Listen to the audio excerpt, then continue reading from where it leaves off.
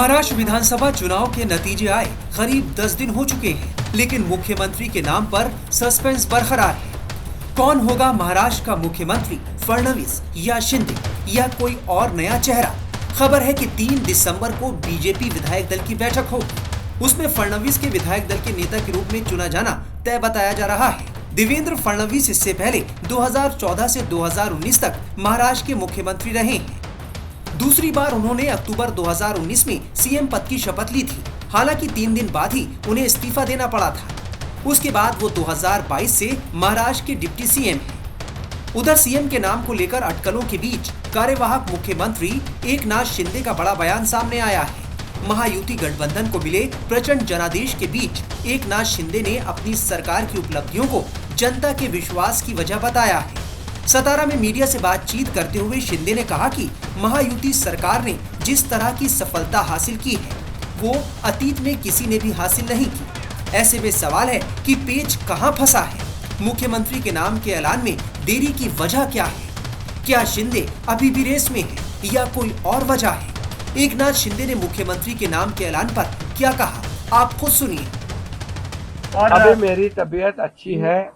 मैं यहाँ पर आया था रेस्ट करने के लिए। अभी बहुत काफी भागदौड़ हो गई चुनाव में। मैं एक दिन में 8-8, 10-10 सभा ली थी। और मैंने कोई अभी तक मेरे 2-2.5 साल के कार्यकाल में छुट्टी बिट्टी कोई मनाता नहीं। मैं यहाँ भी आता हूँ, यहाँ भी जनता दरबार होता है, लोग आते हैं। अभी भी लोग आए हैं मेरे को मिलने काम के बहाने। वो यहाँ आने के बावजूद भी मुझे लोगों से मिलना है। मिलता हूँ मैं लोगों को। और मेरी तबीयत थोड़ी खराब थी, अभी ठीक हूँ। और मुझे एक ही है कि ये सरकार जो है ये जनता की आवाज वाली सरकार है। जनता को जैसे सरकार चाहिए वैसे सरकार मिलेगा। मैंने बुधवार के दिन पूरी तरह मेरी भूमिका स्पष्ट की हुई है।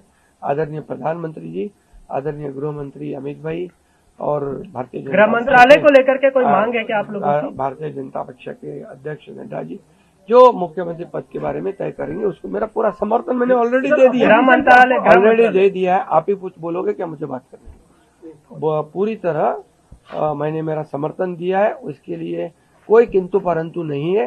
पूरा स्पष्टता से मैंने कहा है। मैं पूरी स्पष्टता से मेरी भूमिका व्यक्त करने वाला कार्यकर्ता हूं। और मैंने जो काम किया है, जो नेतृत्व किया है मैंने और हमारे दोनों उप मुख्यमंत्री और हमारे सहयोगी ने, जो आज तक के तुम कितने सालों से पत्रकारिता करते हो, जरा खाली थोड़ा याद करो कि आज तक के इतिहास में इतने बड़े 2.25 साल के अंदर इतने बड़े पैमाने पर डेवलपमेंट और इतने बड़े पैमाने पर वेलफेयर स्कीम जो कल्याणकारी योजना कभी की थी। ये देखो, मैं इतना ही कहूंगा, इतनी योजनाएं 2.5 साल में करने वाली ये ऐतिहासिक सरकार है। और ये सुनहरी अक्षरों में लिखा जाएगा, ये भी मैं बताता हूं। क्योंकि हर घर में कुछ ना कुछ, ये सर्वसामान्य आम आदमी का सरकार है, गरीब का सरकार है, ये हम बोलते थे, वैसे करके दिखाया है। इसलिए 2.5 साल में उन्होंने हमें इतना बड़ा आशीर्वाद दिया है कि पूरी तरह विपक्ष को विपक्ष नेता भी नहीं मिला है। इससे आप पता करो कि ये सरकार ने इतने कम समय में हमने जो काम किया है इसका नतीजा है। और मैंने पूरी तरह कहा है, मोदी जी अमित भाई जो कहेंगे उसे पूरा हमारा समर्थन है। और निश्चित रूप से अभी मैं एक ही बात कहता हूँ, सरकार स्थापित हो जाएगी, अच्छी तरह से हो जाएगी। कोई किसी में हमारे सभी तीनों दलों में समन्वय है। और हमें क्या मिला और इससे ज्यादा हम जनता को क्या देंगे, महाराष्ट्र को क्या देंगे। अभी हमारी जिम्मेदारी बढ़ गई है क्योंकि महाराष्ट्र की जनता ने हमें भर भर के दिया है। अभी हमें उनका विकास करना है, ये योजनाएं को आगे बढ़ाना है। इस पे पीछे हम काम करेंगे। इतना ही मैं कहता हूं।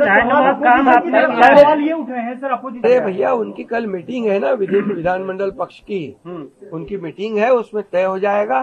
क्यों चिंता करते हो? 5 तारीख तो हुई है, तो आप चिंता मत करो, सब बराबर हो जाएगा। बताया जा रहा है कि 5 दिसंबर को मुंबई के आजाद मैदान में नई सरकार का शपथ ग्रहण होना है। पंतप्रधान नरेंद्र मोदी जी के नेतृत्व में महाराष्ट्र में महायुति को ऐतिहासिक विजय मिला है। आज तक सबसे बड़ा मैंडेट महाराष्ट्र में महायुति को मिला है। और महायुति सरकार का शपथ ग्रहण समारोह माननीय पंतप्रधान नरेंद्र मोदी जी के उपस्थिति में मुंबई के आजाद मैदान पर 5 दिसंबर 2024 को 5 बजे होगा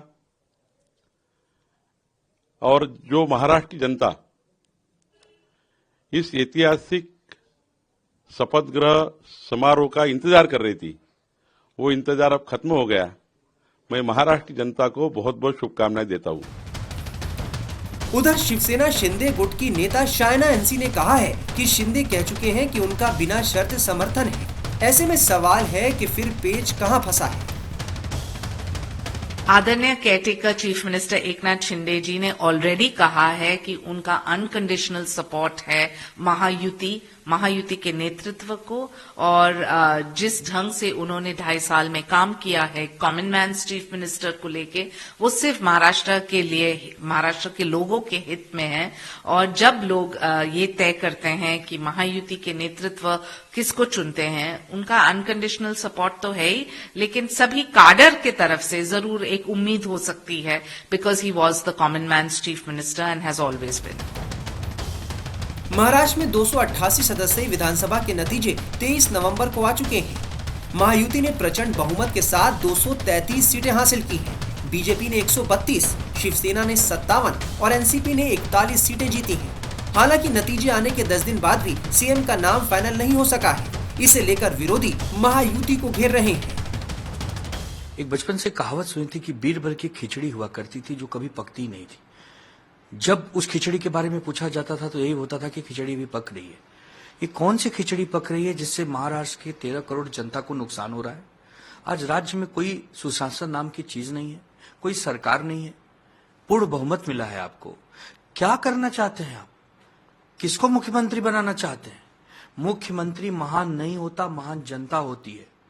आपको लगता है कि आपके पास मुख्यमंत्री बनाने के योग्य विधायक चुनकर नहीं आए हैं तो आप बताइए, लेकिन अगर योग्य विधायक चुनकर आए हैं, 132 अकेले बीजेपी के पास हैं, 41 अजीत दादा के पास हैं, 57 एकनाथ शिंदे के पास, फिर भी क्या रस्साकसी है? क्यों मुख्यमंत्री डिक्लेयर नहीं हो रहा? क्यों राज्य में पूर्ण शासन काम नहीं कर रहा? लोगों की सुख सुविधाओं का ख्याल कब रखा जाएगा? आज 7 दिन हो गए। अगर एक पूर्ण बहुमत की सरकार के पास मुख्यमंत्री तो छोड़िए, किस दिन कौन बनेगा ये अभी तक निर्णय नहीं है।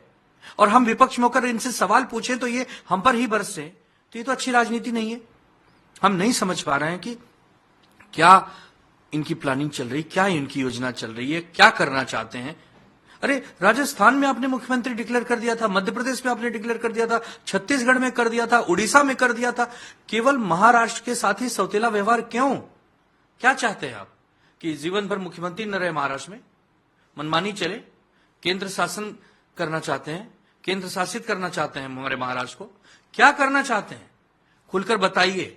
जनता पूछ रही है, पत्रकार पूछ रहे हैं, साहित्यकार पूछ रहे हैं, तमाम संगठन के लोग पूछ रहे हैं, पर किसी के पास कोई जवाब नहीं है। दुर्भाग्य है कि आज 7 दिन के बाद मुख्यमंत्री का नाम घोषित नहीं है।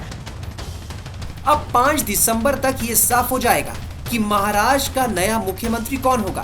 फडणवीस बाजी मारेंगे या शिंदे को फिर मौका मिलेगा, या फिर कोई चौंकाने वाली खबर सामने आएगी।